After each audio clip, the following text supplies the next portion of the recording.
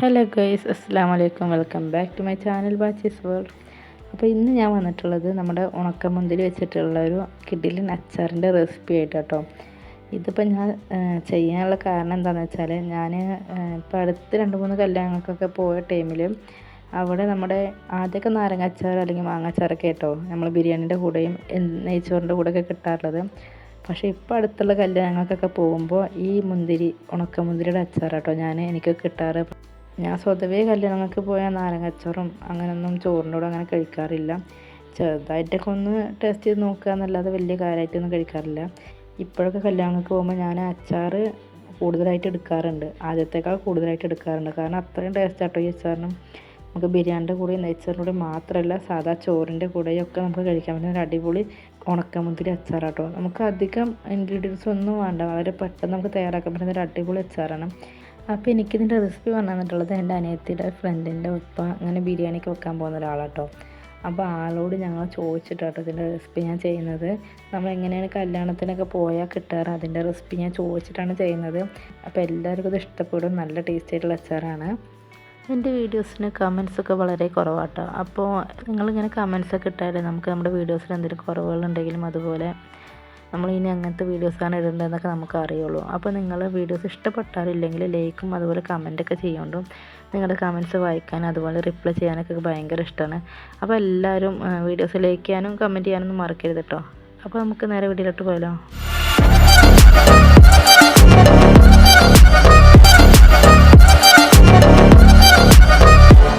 അപ്പോൾ നമ്മുടെ ഉണക്കമുന്തിരി അച്ചാർ റെഡിയാക്കാൻ വേണ്ടിയിട്ട് ഒരു 3 കഷ്ണം വെല്ലം ഞാൻ എടുത്തിട്ടുണ്ട്.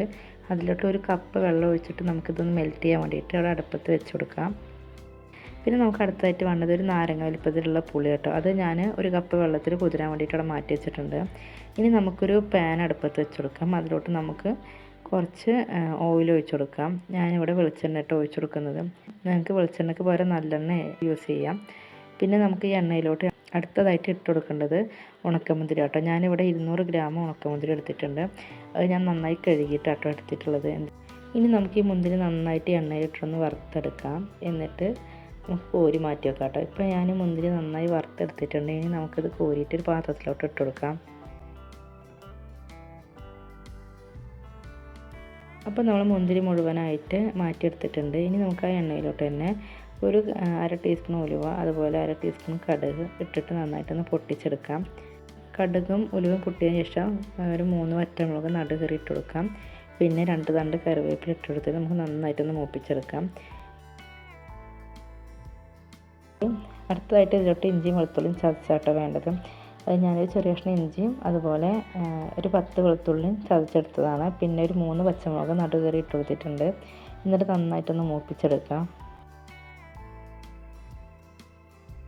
ഇനി ഇതിലോട്ട് അടുത്തതായിട്ട് വേണ്ടത് ഒരു 1/4 ടീസ്പൂൺ മഞ്ഞൾപ്പൊടി. എന്നിട്ട് മഞ്ഞൾപ്പൊടിയുടെ പച്ചമണം മാറുന്നത് വരെ നന്നായിട്ടൊന്ന് മിക്സ് ചെയ്ത് കൊടുക്കാം. ഇനി ഞാനിതിലോട്ട് 2 ടേബിൾ സ്പൂൺ മുളക് പൊടി ചേർത്ത് കൊടുക്കുന്നുണ്ട് കേട്ടോ.